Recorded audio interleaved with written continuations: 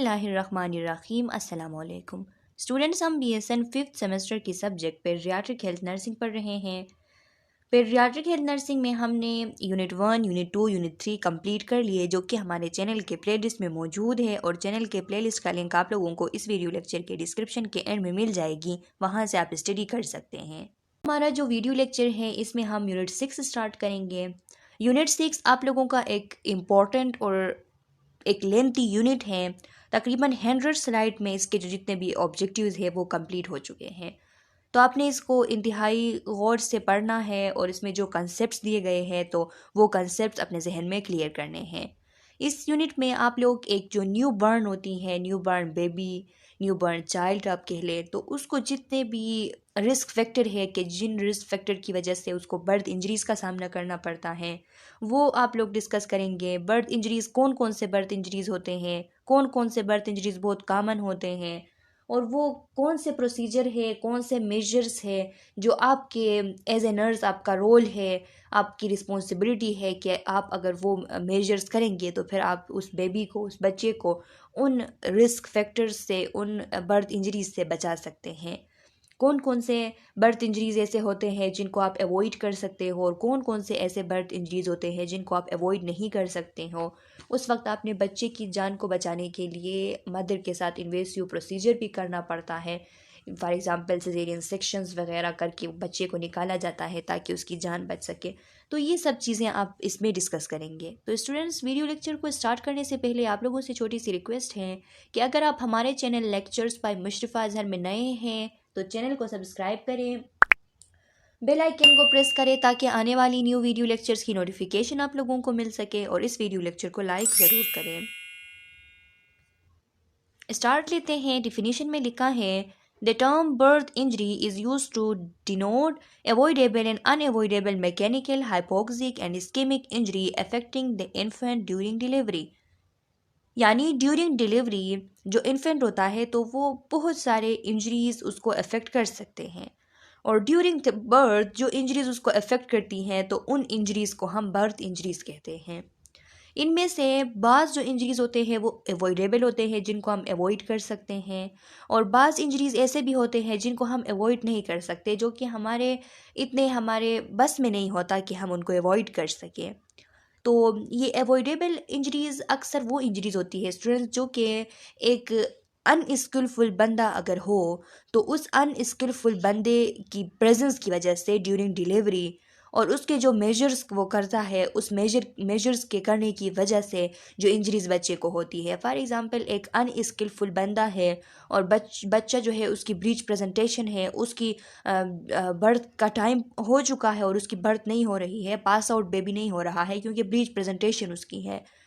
तो फिर वो फोर्सेप्स वगैरह यूज़ करके, वो जो वैक्यूम वगैरह होते हैं उनको यूज़ करके फिर बच्चे को ठीक किया जाता है। पास टाइम बच्चा जो है वो अटक जाता है, पता नहीं उसकी कोई वजह मालूम नहीं होती और उसकी बर्थ नहीं हो रही होती है, तो वो वैक्यूम के थ्रू और ये फोर्सेप्स वगैरह जो इंस्ट्रूमेंट है इनके थ्रू बेबी को बाहर निकाला जाता है, उसको पास आउट किया जाता है। तो फिर इन दौरान अगर एक स्किलफुल बंदा है तो वो सही तरीके से कर सकता है, और अगर एक स्किलफुल बंदा ना है तो उसकी वजह से ये बर्थ इंजरीज हो जाते हैं। तो अगर हम कोई स्किलफुल बंदा रखें, इस बात को लाजमी बनाए कि डिलीवरी जिस जगह पे हो रही है तो उस जगह पे जो लोग होते हैं वो स्किलफुल पर्सन हो, वो प्रोफेशनल लोग हो, वो प्रोफेशनल नर्सेज हो, तो अगर इस बात को हम यकीनी बना सके तो फिर हम उन इंजरीज़ को अवॉइड कर सकते हैं। लेकिन बाज़ टाइम बच्चा यूट्रस में ही कमज़ोर होता है, अनमेच्योर होता है गेस्टेशनल एज के हिसाब से। गेस्टेशनल एज के अलावा वो जो बेबी की वेट होती है बहुत ज़्यादा अंडर वेट होता है, वेरी लो बर्थ वेट उसकी, इतनी कमज़ोर बच्चे होते हैं। तो वो उनको, अगर उनकी डिलीवरी एक स्किलफुल पर्सन के सामने भी हो रही है, एक प्रोसीजर्स स्किलफुल बंदे भी कर रहे हैं, तो वो बच्चे ही इतने ज़्यादा कमज़ोर होने की वजह से वल्नरेबल होते हैं, बहुत ज़्यादा वो कमज़ोर होने की वजह से, वल्नरेबल होने की वजह से उनको इंजरीज़ हो जाती हैं, फिर हम उनको अवॉइड नहीं कर सकते हैं। तो यहाँ पे अनअवॉइडेबल का यही मतलब है। और वो जो बर्थ इंजरीज़ हो जाती हैं तो उनमें कुछ इंजरीज़ हाइपोक्सिया की वजह से होती हैं।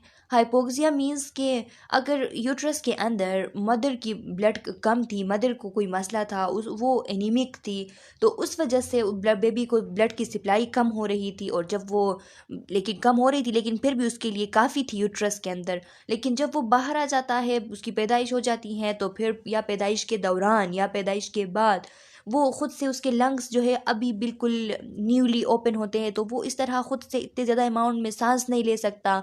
तो वो सही तरीके से सांस ना लेने की वजह से वो हाइपोक्सिया का शिकार होता है, उसकी बॉडी में ऑक्सीजन की कमी होती है और उस ऑक्सीजन की कमी की वजह से उसको इंजरीज हो जाते हैं। या फिर इस तरह होता है कि लंग्स में सरफेक्टेंट का बनना, ये जब 36 वीक से पहले बच्चे पैदा हो जाते हैं, प्रीमेच्योर डिलीवरी जब हो जाती है, तो ये सरफेक्टेंट जो कि एक लिक्विडी मैटर होती है लंग्स के अंदर नेचुरली, तो ये लंग्स जो है उनको लंग्स की जो टिश्यूज़ है उनको आपस में कोलेप्स होने नहीं देती। तो क्या होता है कि 36 वीक से पहले जब बच्चे पैदा होते हैं तो उनकी ये सरफेक्टेंट नहीं बनी होती है, और ये सरफेक्टेंट जब तक ना बने और बच्चा जब पैदा हो जाए तो फिर उसके जो लंग्स टिश्यूज़ है वो कोलेप्स हो जाते हैं। तो फिर उसको उस टाइम हाइपोक्सिया होता है, उसकी वजह से उसकी इंजरी काज होती हैं। मुख्तलिफ़ किस्म की इंजरीज़ उसको हो सकती है, हाइपोक्सिया की वजह से नेक्रोसिस हो सकती है बॉडी के अंदर, इस्कीमिया की वजह से इस्कीमिक इंजरी होते हैं, वो बच्चे के बॉडी के अंदर ब्लड की सप्लाई की कमी हो रही है, उसके ख़ुद की या तो बेबी जो है वो प्रीमेच्योर था, उसमें ब्लड की कमी थी, या कोई भी इस तरह का कंजेनिटल डिसऑर्डर हो सकती है जिसकी वजह से बच्चे के अंदर उसकी बॉडी में इस्कीमिया हो, ब्लड सप्लाई की कमी हो, और उस वजह से बच्चे को मुख्तलिफ़ किस्म के इंजरीज़ हो सकते हैं।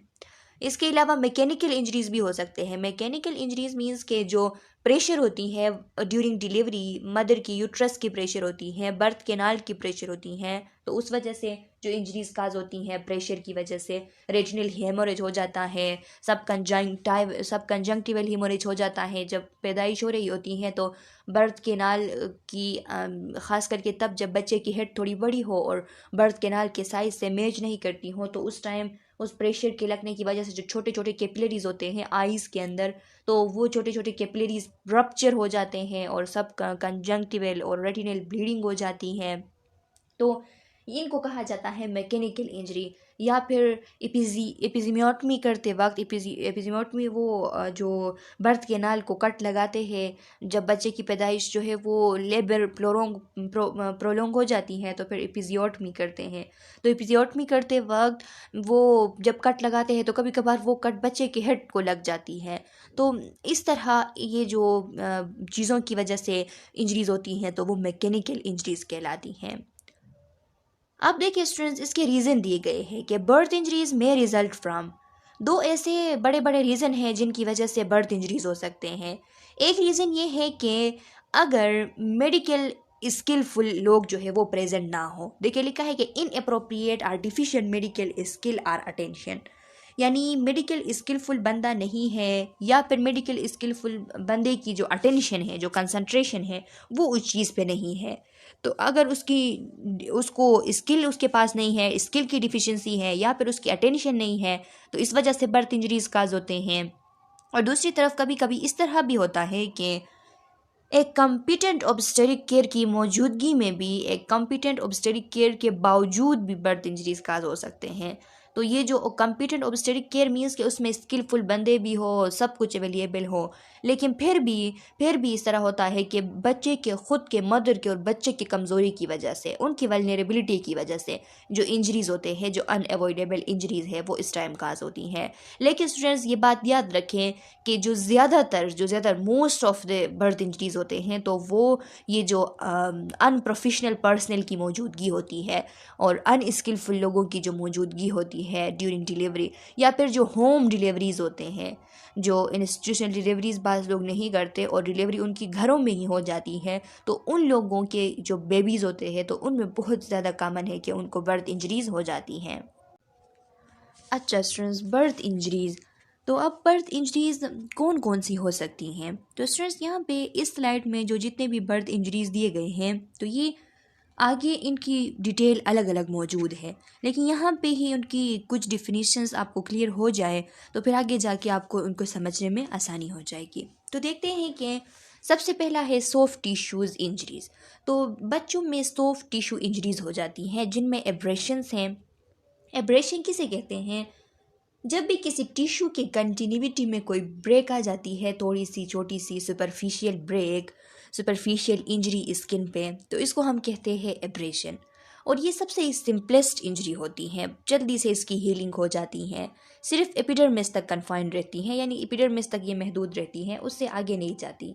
और इससे मिनिमल ब्लीडिंग हो सकती है और कभी कभार ब्लीडिंग नहीं भी होती है।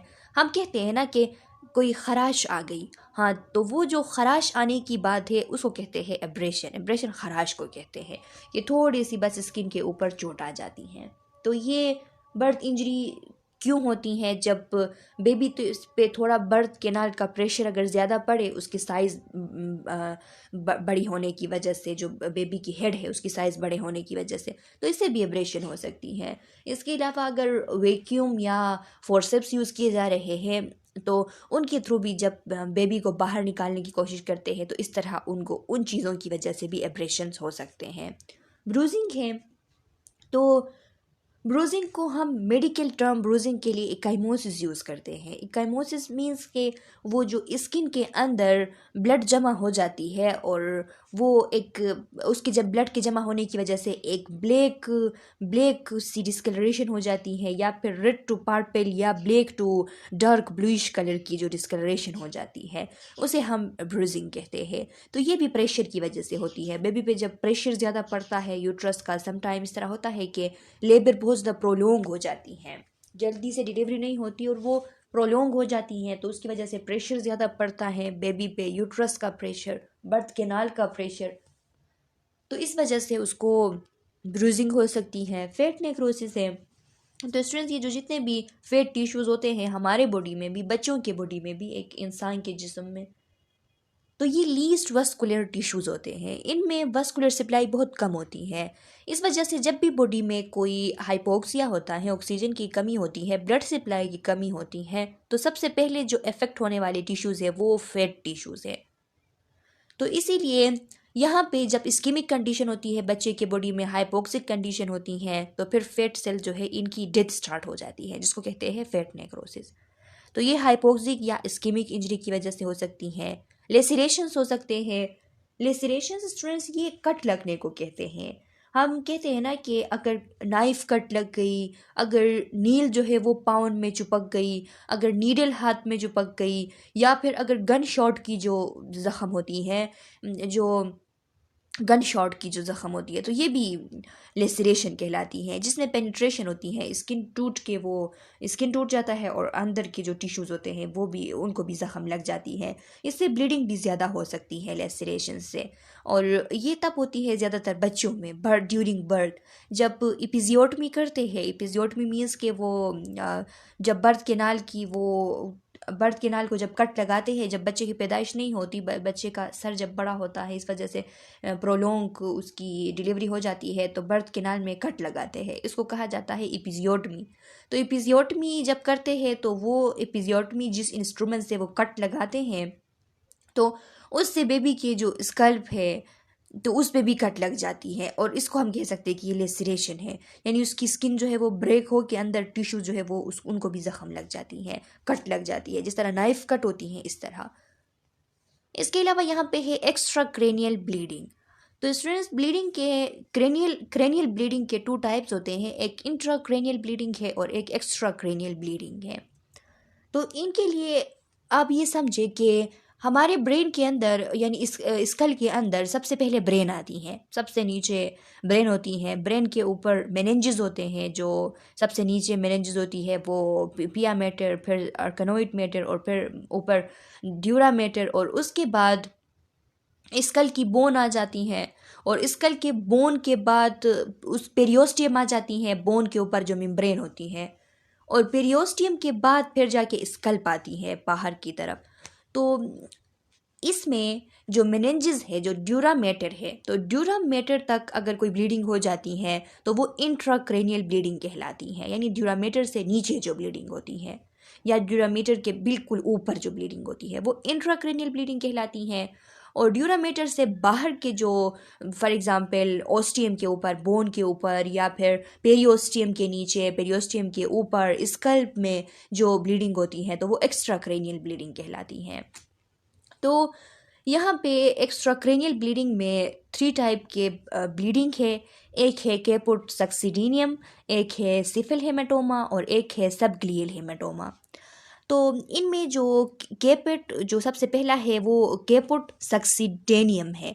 तो स्टूडेंट्स, कैपुट सक्सिडेनियम वो ब्लीडिंग है कि वो स्कल्प में होती हैं, यानी अंडर द स्कल्प होती हैं, स्कल्प के नीचे होती हैं, लेकिन पेरियोस्टियम के ऊपर होती हैं। पेरियोस्टियम के ऊपर स्कल्प के नीचे जो ब्लीडिंग होती है उसको हम कहते हैं कैपुट सक्सिडेनियम। इसकी जो जगह है तो जगह के बेस पे इनकी जो डिफ्रेंशिएशन है। और जो ओस्टियम के ऊपर यानी बोन के ऊपर और पेरियोस्टियम के नीचे जो ब्लीडिंग होती है उसको हम सिफिल हेमाटोमा कहते हैं। सिफेलो हेमाटोमा भी इसको कहते हैं और सिफिल हेमाटोमा भी, कि पेरियोस्टियम से नीचे है और ओस्टियम जो बोन है उसके ऊपर है, यानी बोन और जो बोन के ऊपर मेम्ब्रेन है उसके दरमियान की, जो पेरियोस्टियम और ओस्टियम के, बोन के और पेरियोस्टियम के नीचे बोन के ऊपर, यानी इनके दरमियान जो ब्लीडिंग होती है तो इसको हम कहते हैं सिफेलो हेमाटोमा या फिर सिफिल हेमाटोमा। और जो सब ग्लियल हेमाटोमा है तो सब ग्लियल हेमाटोमा जो स्कल है यानी बोन है, बोन के नीचे और ड्यूरामेटर जो है उसके ऊपर जो ब्लीडिंग होती है, ड्यूरामेटर के ऊपर होती हैं और ओस्टियम के नीचे, बोन के नीचे जो ब्लीडिंग होती है तो इसको हम कहते हैं सब ग्लियल हेमाटोमा। इसके बाद जो इंट्राक्रेनियल ब्लीडिंग है उसमें सपरकेनोइड ब्लीडिंग आती है, सपरकेनोइड यानी अर्केनोइड मेटर के नीचे, और एपिड्यूरल ड्यूरामेटर के ऊपर, सबड्यूरल मीन्स के ड्यूरामीटर के नीचे, और सेरिब्रल ब्रेन के अंदर, यानी मेनिंजेस के भी नीचे और ब्रेन के अंदर जो ब्लीडिंग होती है तो ये सेरिब्रल ब्लीडिंग कहलाती है।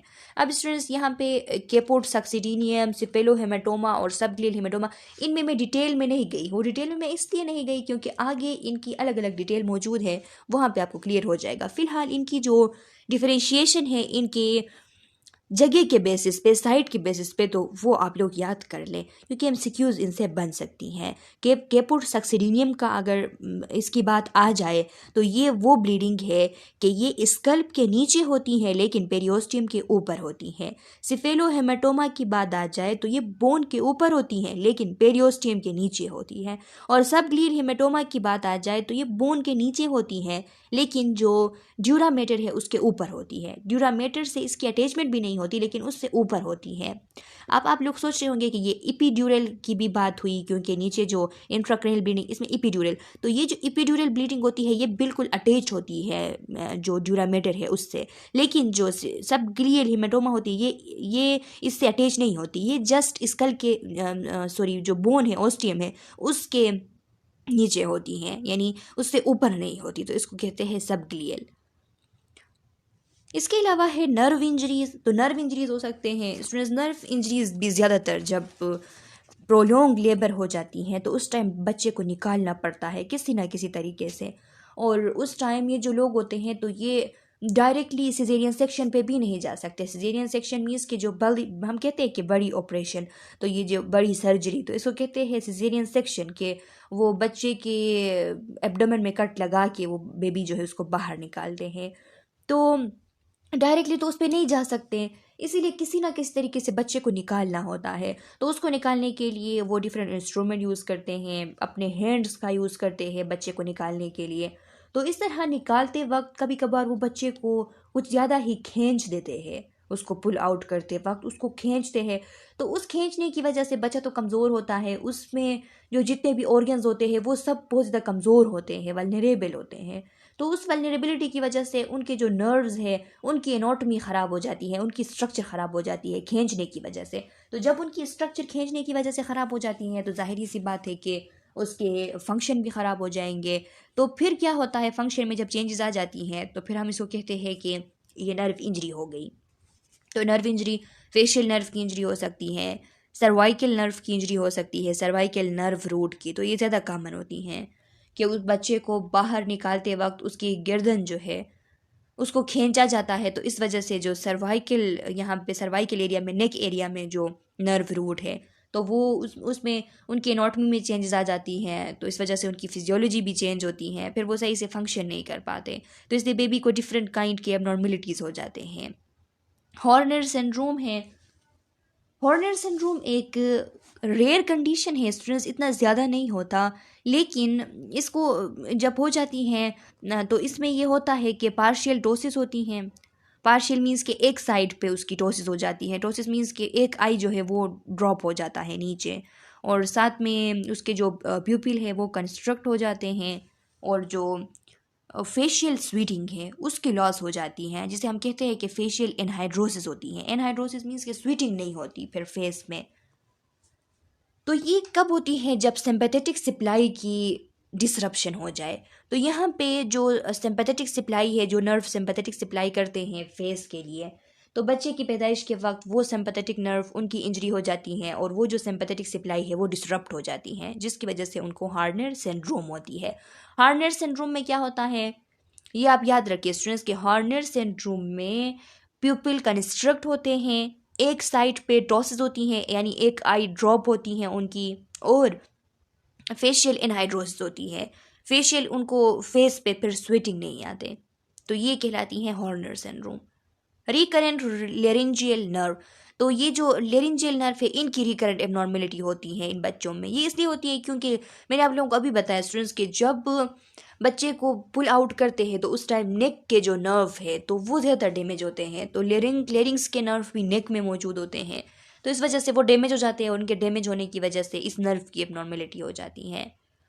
फ्रैक्चर हो सकते हैं बच्चे को, क्लेविकल फ्रैक्चर, ह्यूमरस की फ्रैक्चर हो सकती हैं, फीमर स्कल की, ज़्यादातर क्लेविकल की होती है। क्लेविकल फ्रैक्चर कॉमन होती है स्टूडेंट्स, आगे इसके पिक्चर्स आ रहे हैं, मैं आप लोगों को दिखाऊंगी। डिसलोकेशन हो सकती हैं, हिप की डिसलोकेशन हो सकती है, शोल्डर जॉइंट की डिसलोकेशन हो सकती है, टार्टिकुलस हो सकती हैं। टार्टिकुलस किसे कहते हैं स्टूडेंट्स? टार्टिकुलस को राई नेक भी कहते हैं। इसमें बच्चे की जो नेक होती है वो ट्विस्ट होती है, एक साइड पे हो जाती है, और जिससे क्या होता है कि बच्चे की हेड जो है वो एक साइड में वो टर्न हो जाती है, फिर वो दूसरे साइड में नहीं आती, और उसी साइड में वो रोटेट करती है, दूसरे साइड में नहीं। अगर लेफ्ट साइड पे हुई है तो लेफ्ट साइड में वो रोटेट कर सकती है, लेकिन राइट साइड की तरफ वो नहीं मुड़ सकती, इस तरह उसकी नेक हो जाती है। इसको राई नेक भी कहते हैं, टार्टिकुलस भी कहते हैं। इसमें बच्चे की जो गर्दन होती हैं, गर्दन के जो मसल्स होते हैं, नेक मसल्स, वो स्वालो भी होते हैं और साथ में स्टिफ भी होते हैं। तो ये जब भी स्टर्नोक्लाइडोमेस्टोइड मसल की इंजरी हो जाती है तो उसकी वजह से होता है। स्टर्नोक्लाइडोमेस्टोइड मसल स्टूडेंट्स, इसकी पिक्चर मैं आप लोगों के साथ शेयर कर दूंगी। आप लोगों को पता भी होगा कि स्टर्नोक्लाइडोमेस्टोइड मसल कौन सी मसल है और इसकी फंक्शन क्या है। इसकी फंक्शन हेड के रोटेशन में, हेड की जो हम रोटेशन करते हैं डिफरेंट डायरेक्शन में, तो उसमें ये हेल्पफुल है। तो इसकी अगर इंजरी हो जाए तो जिस साइड पे इंजरी हो जाएगा, लेफ्ट साइड में इंजरी है तो लेफ्ट साइड की तरफ वो फिर रोटेट नहीं हो सकती, राइट साइड में अगर इंजरी है तो राइट साइड की तरफ फिर वो रोटेट नहीं हो सकती। आई इंजरीज हो सकते हैं। आई इंजरीज में सब कंजंक्टिवल और रेटिनल हेमोरेज हो सकती हैं। सब कंजंक्टिवल हेमोरेज किसे कहते हैं स्टूडेंट्स? के जो कंजंक्टिवा के अंडरनीथ जो टीनी ब्लड वेजल होते हैं, जब वो रप्चर हो जाते हैं और वहाँ से ब्लीडिंग होती है तो इसको सब कंजंक्टिवल ब्लीडिंग कहा जाता है। और रेटिनल हेमोरेज मीन्स के जब रेटिना के अंदर जो स्मॉल ब्लड वेजल्स होते हैं, वो रेटिना के स्मॉल ब्लड वेजल्स वो जब रप्चर हो जाती है और उनके रप्चर होने की वजह से वहाँ पर रेटिना के अंदर जो ब्लीडिंग होती है तो वो रेटिनल हेमोरेज कहलाती हैं। सॉलिड ऑर्गन इंजरी हो सकती है। सॉलिड ऑर्गन में ये भी प्रेशर की वजह से, जब बेबी की बर्थ हो जाती है और यूट्रस का प्रेशर, प्रोलोंग लेबर की वजह से बर्थ केनाल का प्रेशर उसके ऊपर आ जाता है, तो उसके जो सॉलिड ऑर्गन होते हैं जिनमें लीवर है, स्प्लीन है, किडनी है, एड्रिनल ग्लैंड्स है, तो इनकी इंजरीज पॉसिबल है। अच्छा स्टूडेंट्स, अब देख लिए प्रीडिस्पोजिंग फैक्टर्स कि कौन कौन से ऐसे फैक्टर्स हैं जिनकी वजह से ये बर्थ इंजरीज हो जाती हैं। जितने भी हमने बर्थ इंजरीज का पढ़ा कि ये जितने भी बर्थ इंजरीज हमने इस स्लाइड में डिस्कस किए, तो ये बर्थ इंजरीज कब होती हैं, कौन कौन से ऐसे प्रीडिस्पोजिंग फैक्टर्स है, तो ये आप लोगों को मालूम होना बहुत ज़्यादा ज़रूरी है स्टूडेंट्स। ये अपने फिंगर टिप्स पे याद रखने हैं, क्योंकि अगर एक प्रेग्नेंट वुमेन को केयर प्रोवाइड कर रहे हो तो आप पहले से ये चीज़ें उस प्रेग्नेंट वुमेन को समझाते हो कि कुछ इसमें से ऐसे हैं जो अवॉइड हो सकते हैं, तो आप उसको समझाते हो कि ये चीज़ें अगर अवॉइड करे तो आपका जो बेबी है उसकी पैदाइश नॉर्मल होगी, उसको बर्थ इंजरीज नहीं हो सकती है। तो इसीलिए इनको उसको समझाने के लिए पहले आपने ख़ुद ने इनको याद करना ज़रूरी है। तो फर्स्ट वन है प्रीमाइग्रेविडा।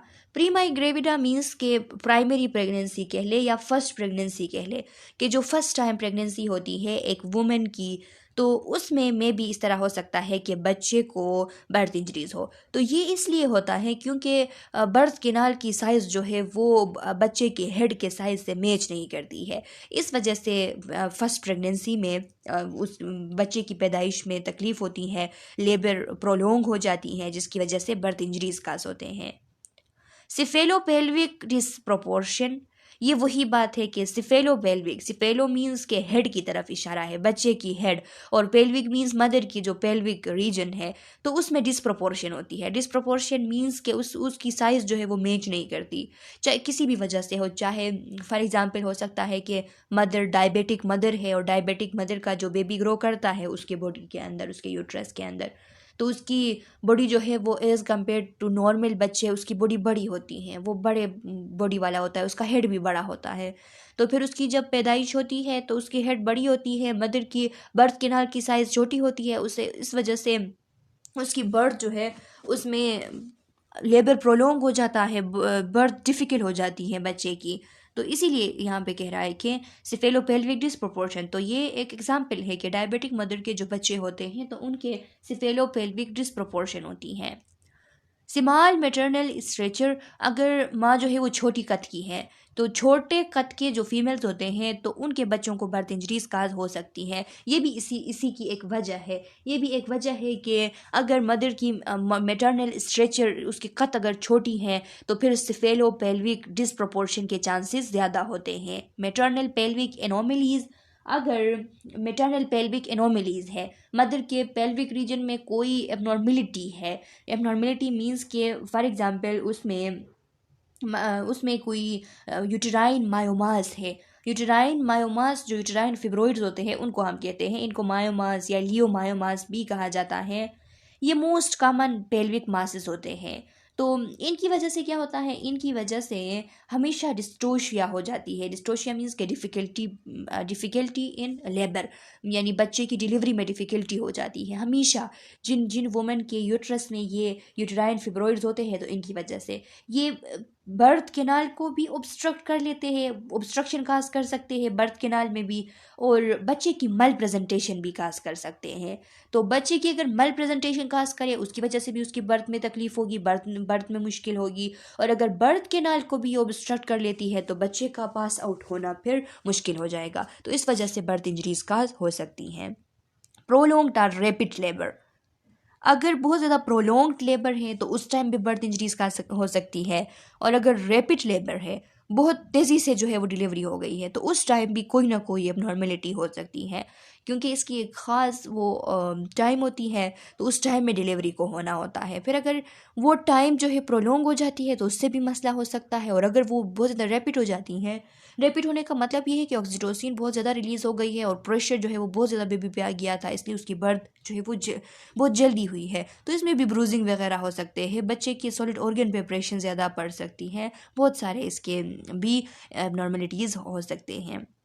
Arrest of descent of presenting foetal parts, कभी कभी इस तरह होता है कि बच्चे की जो हाफ बॉडी है वो आ जाती है बाहर बर्थ कैनाल से, और हाफ बॉडी जो है वो अंदर ही रह जाती है। तो ये बड़ा मुश्किल वक्त होता है स्टूडेंट्स के, बच्चे के बाज़ पार्ट जो है वो बाहर आ चुके होते हैं मदर की बॉडी से, और उसका हाफ जो डिसेंट उसका हाफ होता है वो अंदर ही रह जाती है। तो फिर ये अगर स्किलफुल पर्सन मौजूद है तो वो किसी ना किसी तरीके से इसको मैनेज कर लेता है, इसको वो ठीक कर लेता है, लेकिन अगर स्किलफुल बंदा प्रेजेंट नहीं है तो फिर उसके लिए बहुत मुश्किल है, फिर बर्थ इंजरीज़ जो है वो लाजमी है कि बच्चे को बर्थ इंजरीज़ काज होंगे। ओलिगो हाइड्रेमिनस का मतलब होता है कि जो एमनियोटिक फ्लूइड होती हैं तो उसकी कमी, वो जब कम हो, एमनियोटिक फ्लूइड की अगर कमी हो, टू लो एमनियोटिक फ्लूइड हो मदर की यूट्रस में, तो फिर क्या होता है, उसकी वजह से भी बर्थ इंजरीज काज होते हैं, क्योंकि ये जो एमनियोटिक फ्लूइड होती हैं तो ये यूट्रस के अंदर बेबी के सराउंडिंग में प्रेजेंट होती हैं, जिससे बेबी के जो टेम्परेचर चेंजेस है उसको भी ये मेंटेन करती हैं, और साथ में बेबी को इंजरी होने नहीं देती, यानी उसको इंजरी से बचाती हैं। और अगर ये बहुत कम है तो वहाँ पे फ्रिक्शन की वजह से भी इंजरी हो सकती है, मदर के जो ऑर्गन्स हैं उनसे बच्चे की फ्रिक्शन हो जाती है, उससे टक्कर हो जाती है, तो उसकी वजह से भी बच्चे को इंजरीज हो सकते हैं। क्योंकि जब एमनियोटिक फ्लूइड अपने सही मकदार में प्रेजेंट होता है तो ये बेबी को फ्रीली मूव करने में वो मदद देती हैं, और अगर ये नहीं है तो फिर बेबी फ्रीली मूव नहीं कर सकता, उसको बहुत सारे मसले होते हैं। और ख़ास करके ये जो एमनियोटिक फ्लूइड है तो ये मस्कुलो स्केलेटल जो डेवलपमेंट होती है उसमें भी वो बच्चे को हेल्पफुल होती है, कि इसकी वजह से उनकी मस्कुलो स्केलेटल डेवलपमेंट जो है वो सही हो जाती है, नॉर्मल हो जाती है। और अगर ये कम है तो उनकी मस्कुलो स्केलेटल डेवलपमेंट में भी चेंजेस आती हैं, जिसकी वजह से बच्चा कमज़ोर होता है, वीक होता है, और फिर पैदाइश के वक्त उसको इंजरी हो जाती है।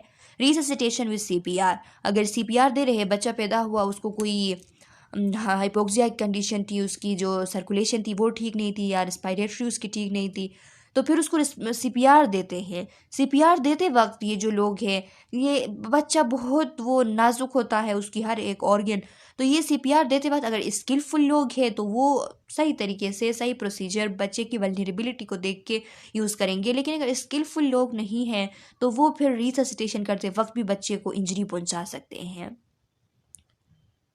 एबनॉर्मल प्रेजेंटेशन अगर बच्चे की हो तो उस एबनॉर्मल प्रेजेंटेशन की वजह से ब्रीच प्रेजेंटेशन हो, फेस प्रेजेंटेशन हो, तो इसकी वजह से भी बर्थ इंजरी काज हो सकती हैं। अगर फोर्सेप्स और वैक्यूम एक्सट्रक्शन हो रही है, यानी फोर्सेप के थ्रू, वैक्यूम के थ्रू बच्चे को एक्सट्रैक्ट किया जा रहा है, बाहर निकाला जा रहा है, तो फिर उस टाइम उन फोर्सेप्स की वजह से इंजरी हो सकती हैं, उस वैक्यूम की वजह से इंजरी हो सकती हैं।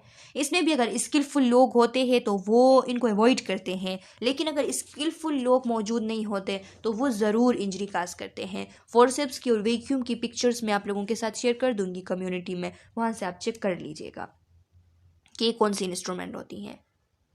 Very low birth weight infant और एक्सट्रीम प्री मेच्योरिटी, अगर बच्चा जो है वो वेरी लो बर्थ वेट का है तो स्टूडेंट्स, ये मैं पहले भी आप लोगों को बता चुकी हूँ कि बेबी अगर 1.5 से लेके 2.5 तक 1.5 केजी से लेके 2.5 केजी तक बेबी की वेट होती है तो वो लो बर्थ वेट कहलाती है, और अगर 2.5 से ऊपर होती है तो फिर हम उसको कहते हैं कि ये नॉर्मल है। लेकिन अगर 2.5 से नीचे 1.5 से लेके 2.5 तक होती हैं तो वो लो बर्थ वेट होती हैं। अगर 1.5 से कम है, यानी 1 kg टू 1.5 kg है, तो वो वेरी लो बर्थ वेट है, और अगर खुदा न खास्ता 1 kg से भी कम है तो वो extremely very low birth weight है। तो अगर वेरी लो बर्थ वेट का बेबी है तो फिर उसको इंजरी हो सकते हैं, क्योंकि वो वल्नरेबल है, वो कमज़ोर है, वो वीक है। अगर उतना ज़्यादा प्रेशर नहीं है यूट्रस का भी, बर्थ कैनाल का भी नॉर्मल प्रेशर है, तो अगर वो बेबी प्री मेच्योर है, उसकी गेस्टेशनल एज के मुताबिक अगर एक्सट्रीम प्री मेच्योरिटी है, 36 वीक से पहले वो पैदा हुआ है, तो तब भी वो बच्चा जो है वो अफेक्ट हो सकता है। वो जो नॉर्मल यूट्रस की प्रेशर, नॉर्मल बर्थ कैनाल की प्रेशर भी उसको इंजरी काज करवा सकती हैं। और अगर वेरी लो बर्थ इन्फेंट है तो उसका भी यही हाल होगा कि नॉर्मल प्रेशर जो है उससे भी उसको इंजरी काज हो सकती है। मैक्रोसोमिया है। मैक्रोसोमिया मीन्स के growth beyond the specific threshold अगर हो जाए, यानी अगर लार्जर देन एवरेज है बेबी की साइज़ लार्जर देन एवरेज है तो वो मैक्रोसोमिया कहलाती हैं। तो इसमें भी इंजरी पॉसिबल है, इसमें उसकी पैदाइश नहीं होगी, उसकी सिफेलोपेल्विक डिस्प्रोपोर्शन होगी, तो फिर जो है वो मसला हो सकता है। लार्ज फीटल हेड है, वही बात कि अगर लार्ज फीटल हेड है तो फिर भी उसकी पैदाइश नहीं हो सकती। फीटल एनोमलीज अगर है, बच्चे को कोई कंजेनिटल एनोमलीज उसके है, उसके स्ट्रक्चर में कोई मसला है, बस टाइम इस तरह होता है कि हेड के ऊपर इतनी बड़ी सी और स्ट्रक्चर प्रेजेंट होती हैं, कभी उसके जो बैक साइड है, जो बिल्कुल नेक के नीचे बैक साइड, उसमें एक बड़ी सी मास प्रेजेंट होती हैं, तो इस तरह की बहुत सारे मसले होते हैं, तो फिर उनकी वजह से भी उसको बर्थ इंजरीज हो सकते हैं। फीटल न्यूरोमस्कुलर डिजीज़ अगर है तो उस वजह से उसको बर्थ इंजरीज काज हो सकते हैं। डिस्ट्रोशिया अगर हो, डिस्ट्रोशिया मीन्स के डिफ़िकल्टी लेबर अगर हो, डिफ़िकल्टी डिलीवरी अगर हो, यानी प्रोलोंग हो, तो फिर उसकी वजह से भी इंजरीज काज हो सकते हैं। अच्छा स्ट्रेस इंसिडेंस इसकी कितनी है? इंसिडेंस मीन्स कि इसके जो न्यू केसेस आते हैं एक ख़ास टाइम में, तो वो कितने हैं? तो has been estimated at 2 to 7 पर 1000 लाइफ बर्थ। अगर एक ख़ास पीरियड ऑफ टाइम में 1000 लाइफ बर्थ होते हैं तो उनमें 2 to 7 बच्चे जो है उनको बर्थ इंजरीज हो जाती हैं। तो ये उसकी इंसिडेंस है, ये आपने याद रखनी है, MCQs में आपसे पूछी जा सकती हैं। अच्छा स्टूडेंट्स, तो ये अब इनकी जो हमने इस स्लाइड में जो जितने भी बर्थ इंजरीज पढ़े थे तो इनकी डिटेल यहाँ से अब स्टार्ट होती हैं। तो ये हम नेक्स्ट वीडियो लेक्चर में पढ़ेंगे, इनकी एक एक करके इन सब की डिटेल्स हम पढ़ेंगे अभी। तो यहाँ तक आप लोग क्लियर कर ले, ये समझ ले, जितनी डिफिनीशंस मैंने इनकी आपको इस लेक्चर में बताई है वो याद कर ले, ताकि आपको आगे इनकी डिटेल्स पढ़ने में आसानी हो। तो स्टूडेंट्स, अगर आप लोगों का कोई क्वेश्चन है, कन्फ्यूजन है, तो कमेंट सेक्शन में अपना क्वेश्चन डाल ले। मैं नेक्स्ट वीडियो लेक्चर में आप लोगों के क्वेश्चन का आंसर करूँगी। तब तक के लिए अल्लाह हाफिज़।